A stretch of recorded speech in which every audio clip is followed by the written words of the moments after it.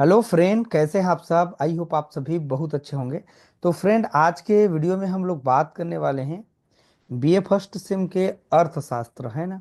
इनके important question को आज हम लोग समझेंगे।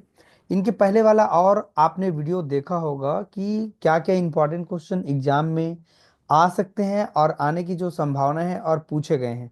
उन सभी चीज़ों पर हमने एक एक चीज़ को आपको बताया। आई होप आपको एग्जाम में बहुत सारा क्वेश्चन देखने के लिए मिला। अभी एक पेपर हो चुका है आप सभी का।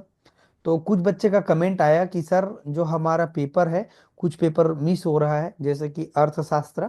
तो उनके लिए भी इम्पोर्टेंट वीडियो बना दिया जाए। तो मैंने सोचा ये भी आपका पूरा कर दिया जाए ताकि उनको आप अच्छे से कर सकें। ठीक है। तो आज हम लोग पूरा समझेंगे। आप पूरा वीडियो के लास्ट तक बने रहना दोस्तों, ताकि आपको ये वीडियो देख के आप काफ़ी चीज़ों को सीखें, समझें और आगे बढ़ें। राइट ना। अगर फ्रेंड आप हमारे चैनल में नए आए हैं तो चैनल को जाके सब्सक्राइब कर लेना, ताकि हर वीडियो आपको तुरंत नोटिफिकेशन में मिल जाएगा। राइट ना।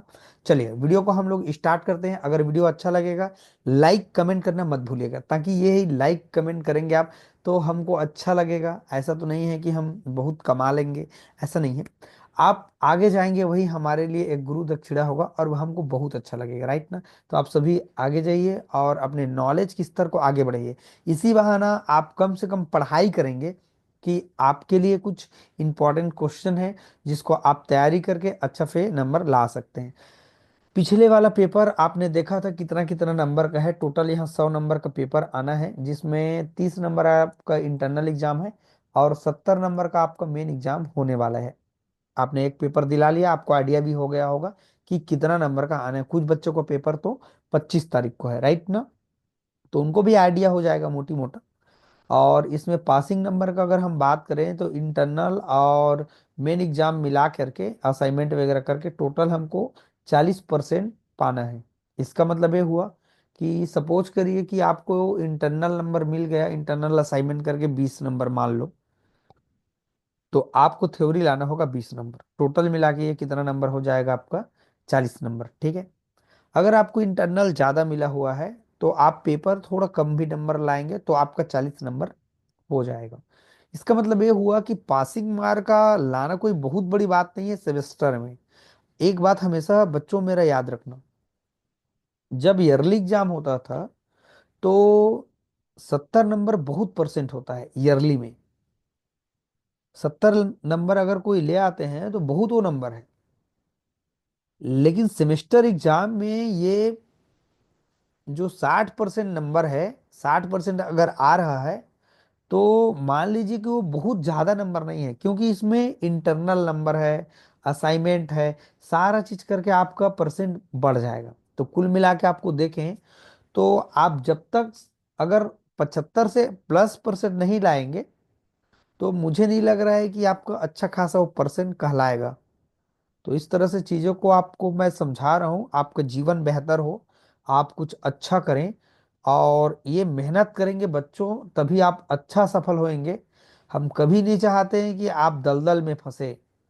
इस तरह की जो चीज़ है, जो दूसरे के ऊपर डिपेंड रह के एग्जाम दिला रहे कोई बच्चा, और अगर पढ़ाई अच्छे से नहीं किया है तो नो डाउट उनको बहुत ज़्यादा प्रॉब्लम होगा कल के डेट में।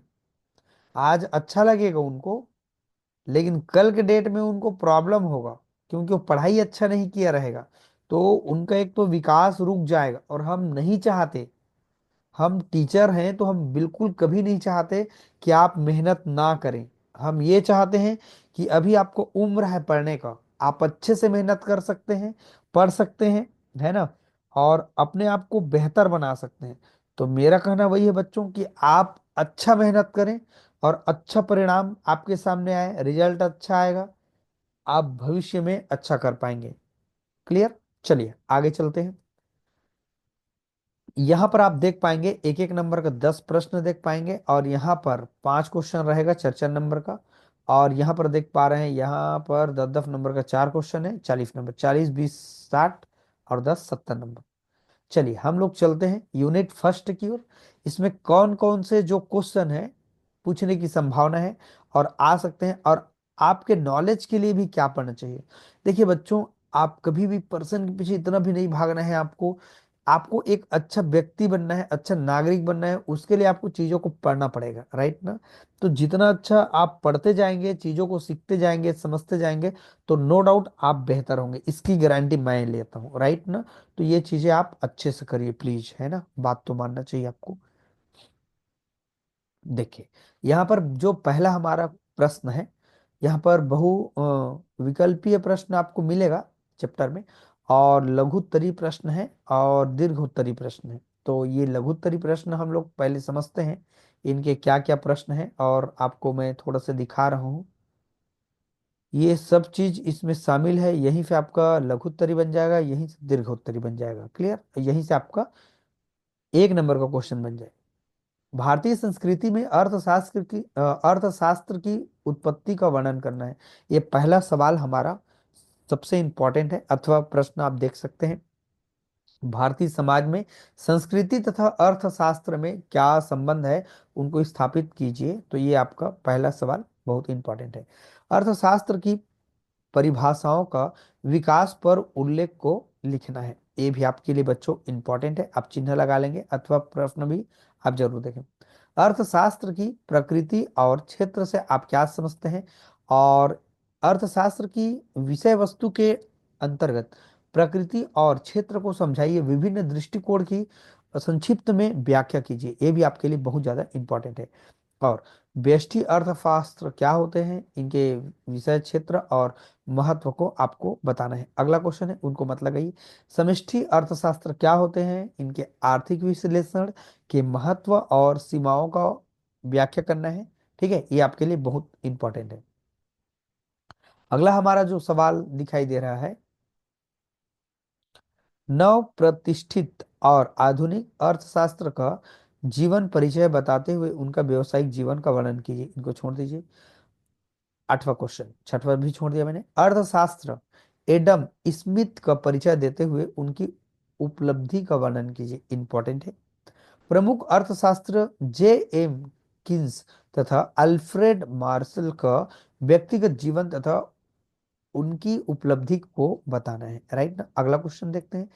जिनको जिनको चिन्ह लगा रहा हूं, चिन्ह लगा लेंगे। अगर मान लीजिए सपोज करिए पेपर इससे बाहर आ गया, तो आप जितना पढ़े हैं चीजों को, उससे रिलेटेड चीज को आप लिख देंगे, मजे की बात, उससे आपका पेपर कवर हो जाएगा। नहीं, कम समय में सबको पढ़ना पॉसिबल नहीं है, पढ़ भी नहीं पाएंगे। छुट्टी 2-2 दिन की छुट्टी है, पहले से पढ़ा ही नहीं है ज्यादा, तो मुश्किल है, फिर इतना तो पढ़ना पड़ेगा। ये प्रश्न आपके लिए इंपॉर्टेंट है। 10वां, पिंगू के कल्याणकारी अर्थशास्त्र की व्याख्या कीजिए, राइट। अथवा क्वेश्चन भी है इनका, देख लेंगे। ये भी आपका उसी का अथवा है जो पूछे गए हैं कई बार, बहुत इंपॉर्टेंट है ये प्रश्न, पूछने की संभावना है एकदम, ये प्रश्न पूछेगा इस बार एग्जाम में। कल्याण का अर्थशास्त्र क्या है, ये इंपॉर्टेंट है। सेकंड यूनिट देखते हैं सीधा। आय के चक्रीय प्रवाह का अर्थ, क्षेत्र और महत्व की व्याख्या कीजिए। पहला प्रश्न आपके लिए इंपॉर्टेंट है।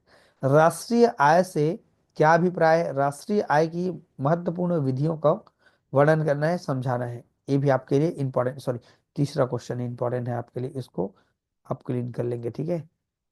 हाँ, इनको भी कर लेंगे, कोई दिक्कत नहीं, क्या दिक्कत है। ये तीसरा प्रश्न भी तो इंपॉर्टेंट है, कोई दिक्कत नहीं, ठीक है। अब अगला देखते हैं। सकल राष्ट्रीय उत्पादन क्या होते हैं, इसके प्रमुख घटक क्या होते हैं, इनको आपको बताना है, सबसे इंपॉर्टेंट क्वेश्चन है।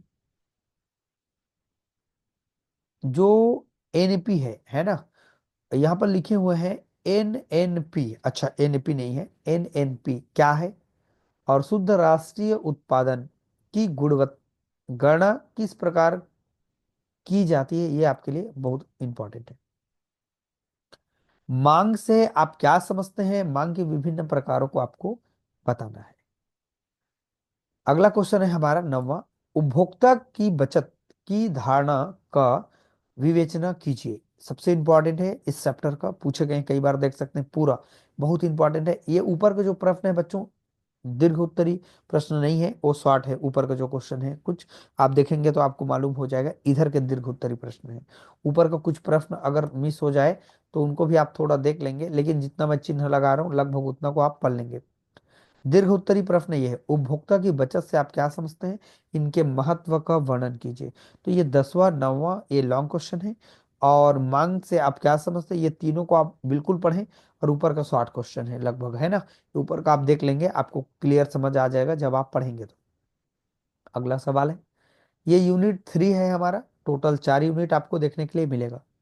अगला है, उपभोक्ता व्यवहार की परिभाषा दीजिए, कारक विधि को बताना है। ये पहला सवाल बहुत ज्यादा इंपॉर्टेंट है। उपयोगिता क्या होते हैं, उपयोगिता के उत्पत्ति का वर्णन करते हुए इनके विभिन्न प्रकारों को समझाना है। बहुत इंपॉर्टेंट है ये प्रश्न, राइट ना। और अगला सवाल है हमारा, इसको मत पढ़ना, अपवाद वाला को, है ना। अगला, मांग की कीमत लोच की श्रेणियां की व्याख्या कीजिए। ये आपके लिए बहुत ज्यादा इंपॉर्टेंट प्रश्न है बच्चों, ये चौथा प्रश्न। ओके, अगला देखते हैं। ये पूरा अथवा दिखाई दे रहा है आपको, पूरा एक लास्ट है। अल्प अधिकार से आप क्या समझते हैं, इनके प्रमुख विशेषता को बच्चों बताना है। तो इतना आपको क्लियर समझ में आ गया होगा। एकाधिकार क्या होते हैं, इसी पर मिला हुआ क्वेश्चन है अथवा करके। इनको बच्चों आप जरूर पढ़ें, सीखें, समझें और जानें उत्पादन क्या होते हैं। अच्छा, ये अगला क्वेश्चन है, सॉरी। उत्पादन फलन से आप क्या समझते हैं, अल्पकालीन तथा दीर्घकालीन उत्पादन फलन में अंतर को बताना है, ये करें। तो इतना अगर आप पढ़ लेते हैं तो नो डाउट आपका पेपर अच्छा जाएगा। उसी का और क्वेश्चन है, सभी अथवा है, आप कर लेंगे। चलिए देखते हैं यूनिट 4 को। ठीक, छत्तीसगढ़ की प्रमुख फसलें, क्षेत्रफल और उत्पादन की विस्तार पूर्वक अध्ययन कीजिए। ये तो आपके लिए बहुत इंपॉर्टेंट है, क्योंकि छत्तीसगढ़ में आप रह रहे हैं। हम भी छत्तीसगढ़ से हैं, ऐसा नहीं कि हम कोई बाहर स्टेट से हैं। तो छत्तीसगढ़ में जिस जगह में हम रह रहे हैं वहाँ फसल हो रहे हैं, तो उनका क्षेत्र क्या है, उत्पादन का विस्तार करना है। इनको हर बच्चे को पढ़ना चाहिए। ये अर्थशास्त्र का पेपर है ना। बहुत इंपॉर्टेंट है आप सबके लिए। ओके, चलिए। छत्तीसगढ़ के भूमि उपयोग, यही चीज जब आप कोचिंग करते हैं रायपुर, बिलासपुर, बाकी जगह में, यही चीजें आप वहाँ बहुत मेहनत कर करके पढ़ते हैं। और जब आप दिया है, जब आप कॉलेज में कर रहे हैं, तो पढ़ लेना चाहिए ना भाई आपको। ठीक है, छत्तीसगढ़ के भूमि उपयोग का विश्लेषण करें। यह समझाइए कि विभिन्न प्रकार के भूमि उपयोग राज्य की अर्थव्यवस्था और पर्यावरण को कैसे प्रभावित करते हैं। इंपॉर्टेंट प्रश्न है आपके लिए। छत्तीसगढ़ के प्रमुख सिंचाई परियोजना की व्याख्या कीजिए तथा सिंचाई परियोजना की आवश्यकता को समझाना है। ये भी इंपॉर्टेंट प्रश्न है। और ये भी इंपॉर्टेंट प्रश्न है, छत्तीसगढ़ में उद्योगों के विकास क्रम को समझाइए, उद्योग के प्रमुख क्षेत्र। कुल मिला के ये चैप्टर आपको ये बहुत ज़्यादा इंपॉर्टेंट पार्ट है, क्योंकि हम जिस छत्तीसगढ़ में निवास करते हैं वहाँ के बारे में हमको नॉलेज मेरे बच्चों होना चाहिए। तो इतना ही दिया हुआ है। और एक सवाल है लास्ट वाला, देख सकते हैं। छत्तीसगढ़ में प्रति व्यक्ति आय को हर सॉरी वर्षवार समझाइए। ठीक है, तो ये प्रश्न आप पढ़ेंगे, इसका अथवा भी है, आप जरूर पढ़ें। छत्तीसगढ़ जो राज्य है इसके बारे में आपको नॉलेज होना चाहिए, इनके बारे में आपको माइंड करना चाहिए। किसी भी प्रदेश का सकल राज्य घरेलू, इसको मत पढ़िए। छत्तीसगढ़ राज्य में राजमार्गों की स्थिति वर्णन, ये भी मत पढ़िए। सामाजिक व आर्थिक विकास की गति देने के लिए परिवहन साधनों का क्या महत्व है। छत्तीसगढ़ में रेल परिवहन और सड़क परिवहन को आपको बताना है। और देखते हैं छत्तीसगढ़ में खनिज, हाँ इनको कर लेना है आपको, पांचवा को। ठीक है, इतना प्रश्न मेरे बच्चों आप पढ़ लें। कुछ प्रश्न इसमें शॉर्ट है और कुछ लॉन्ग है। अगर इतना पढ़ लेते हैं, नो डाउट आपके एग्जाम में ये चीज़ देखने के लिए मिलेगा। और नो डाउट मुझे विश्वास है आप ये वीडियो से सीखेंगे, जानेंगे। और जब भी अगले सेमेस्टर का पढ़ाई होगा, मैं कोशिश करूंगा कि बीए का भी जो हमारा पार्ट है उनको अच्छे से हम लोग करते जाएंगे, चैप्टर चैप्टर वाइज समझते जाएंगे और अच्छा से करते जाएंगे, ताकि नो डाउट बच्चों आप जीवन में मेहनती बनिए जी, मेहनती बनिए। आप मेहनत करेंगे ना, नो डाउट आपका जीवन अच्छा रहेगा। चाहे आप लड़की हो, चाहे आप लड़के हो, लेकिन कोई भी स्तर से अगर आप आते हैं मेरे बच्चों, एकमात्र आपको शिक्षा ही है जो आपको आगे उठाएगा। मैं आपको अपना मान रहा हूँ, इसीलिए मैं आपको इतना बात समझा रहा हूँ। नहीं तो मुझे कोई इस तरह के बोलने का वो नहीं है कि मैं आपको ज्यादा कुछ बोलूं। लेकिन मेरे बच्चों, एक दिन आपका भविष्य ऐसा बनेगा, आपके हाथ में शिक्षा रहेगा, तो आप अच्छा एक व्यक्ति बनेंगे ही बनेंगे, राइट ना। तो ये वीडियो आपके लिए काफ़ी हेल्पफुल है। अगर वीडियो अच्छा लगे, जो शहीद नंद कुमार पटेल यूनिवर्सिटी है, चाहे बिलासपुर, चाहे सरगुजा, चाहे कोई भी यूनिवर्सिटी बच्चे हो, जो भी बच्चे पढ़ रहे हैं, उस सभी के लिए ये वीडियो इंपॉर्टेंट है। सभी का सिलेबस एक जैसा है। एनएपी का मतलब है नेशनल एजुकेशन जो पॉलिसी है, उनका कहना है कि पूरे राष्ट्र में पढ़ने वाले बच्चे का सिलेबस एक जैसा होगा। तो आई होप ये सभी के लिए हेल्पफुल ये वीडियो है। तो इतना मैंने चीज़ों को समझा दिया, और कोई भी प्रश्न रहेगा मुझे कमेंट करिएगा। कोई भी और सलाह देना रहेगा तो मुझे आप जरूर बताएंगे। एंड मैं बहुत प्रयास करता हूँ कि आप जैसे बच्चे अच्छे से आगे जाएं, और अपने जो भविष्य है उनको बिल्कुल आप अच्छे से उनको निर्धारण करें, राइट ना। आपको उद्देश्य अच्छा है, गोल अच्छा है, तो भगवान आपको निश्चित रूप से आगे बढ़ाएगा। ठीक है, हमारी शुभकामनाएं हैं, आप आगे बढ़िए और जीवन में खुश रहिए। ठीक है, वीडियो अच्छा लगेगा तो लाइक कमेंट जरूर करिएगा। ठीक है, वीडियो में अगर नया है फ्रेंड तो चैनल को सब्सक्राइब करना मत भूलिएगा, ताकि हर वीडियो आपको मिल सके, राइट ना। चलिए, वीडियो को वॉच करने के लिए थैंक यू।